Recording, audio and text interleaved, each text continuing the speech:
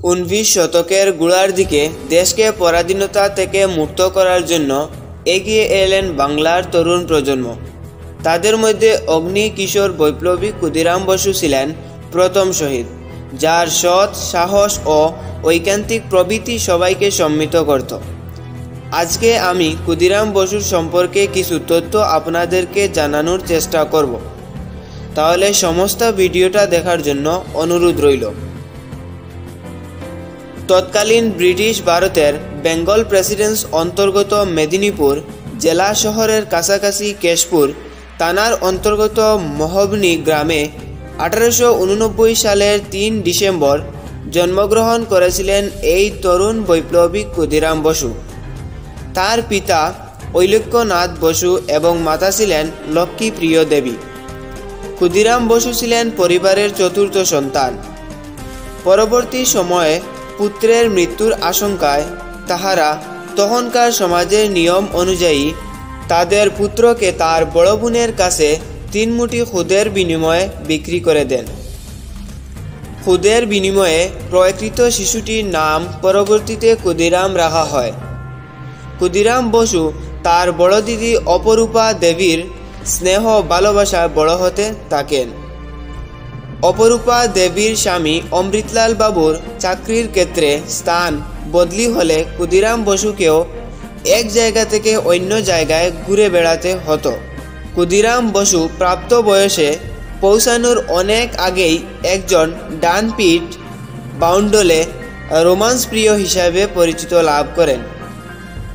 কিন্তু 1902 থেকে 1903 খ্রিস্টাব্দকালে যখন বিপ্লবী নেতা শ্রী অরবিন্দ এবং সিস্টার নিবেদিতা মেদিনীপুর ভ্রমণ করে জনসম্মুখে বক্তব্য রাখলেন, সেখানে উপস্থিত তরুণ ছাত্র ক্ষুদিরাম বসু বিপ্লবে অনুপ্রাণিত হন এবং স্পষ্টভাবেই তিনি অনুশীলন সমিতিতে যোগদান করেন।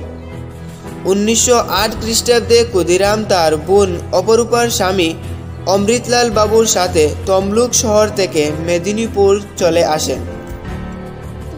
ক্ষুদিরাম বসু তমলুকের হ্যামিল্টন স্কুল এবং মেদিনীপুর কলেজিয়েট স্কুলে শিক্ষা লাভ করেন। ক্ষুদিরাম বসু ছিলেন একজন প্রাণদরদী ও ভালোবাসার মানুষ। স্বাভাবিকভাবেই মানুষের দুঃখ কষ্ট দেখলেই তার প্রাণ কেঁদে উঠত। জনগণ এর সেবাই ছিল তার কাছে পরমব্রত। প্রকৃতির নানা দুর্যোগে মানুষের সাহায্যের জন্য বাড়ি বাড়ি ঘুরে অর্থ সংগ্রহ করে দুটি অন্যের ব্যবস্থা করতেন। দেশ সেবা ও মাতৃজননী ভারত মায়ের স্বাধীনতার দাবিতে বিপ্লবী সংগঠনের যুক্ত হয়ে জীবন উৎসর্গ করেন। তারপর মেদিনীপুর ফিরে আসার পর তার বিপ্লবী জীবনের অভিষেক। তিনি বিপ্লবীদের একটি নবগঠিত আখড়ায় যোগ দেন। 1902 সালে জ্ঞানেন্দ্রনাথ বসু এবং রাজনারায়ণ বসুর প্রভাবে মেদিনীপুর একটি গুপ্ত বৈপ্লবী সংগঠন গড়ে ওঠে। এটি রাজনৈতিকভাবে সক্রিয় ব্রিটিশ বিরোধীর দ্বারা পরিচালিত হতো। ওই সংগঠনের নেতা ছিলেন সত্যেন্দ্রনাথ বসু।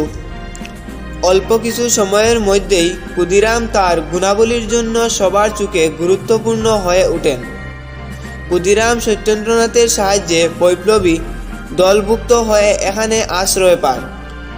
ক্ষুদিরাম তারই নির্দেশে সোনার বাংলা শীর্ষক বিপ্লবাত্মক ইশতেহার বিলি করে গ্রেফতার হন।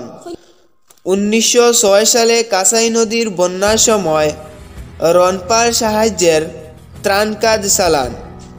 ক্ষুদিরাম বসু তার শিক্ষক সত্যেন্দ্রনাথ বোস এর নিকট হতে এবং শ্রীমদ্ভগবদ্গীতা পড়ে ব্রিটিশ উপনিবেশের বিরুদ্ধে বিপ্লব করতে অনুপ্রাণিত হন।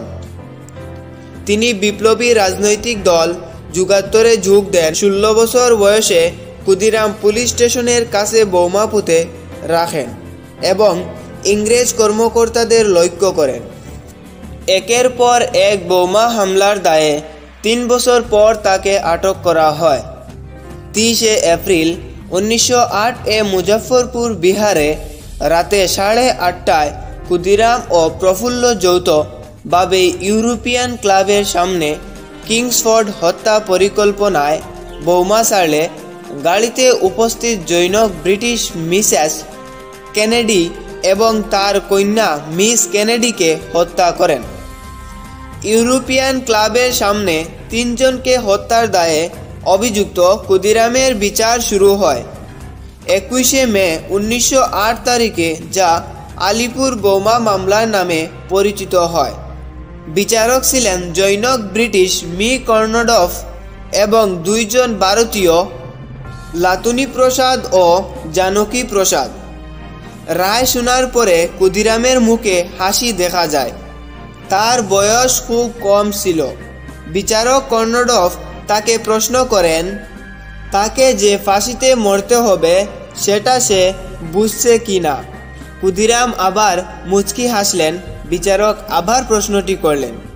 ক্ষুদিরাম তখন অপরের উদ্ধৃত কথাটি বলেন, তার মৃত্যুদণ্ড কার্যকর করা হয় ভোর 6টায়।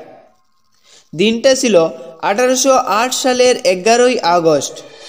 সেই দিন খুব ভোরে ক্ষুদিরাম উঠে পড়লেন।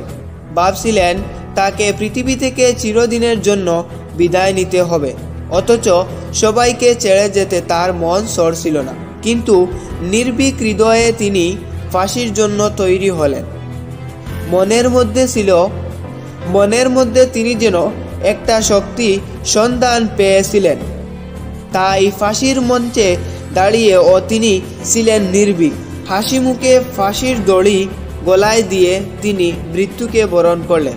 এই ভিডিওটি যদি আপনাদের একটুও ভালো লাগে তাহলে আমাকে একটি লাইক এবং সাবস্ক্রাইব করে আরও উৎসাহ করে তোলার অনুরোধ রইল আপনাদের কাছে।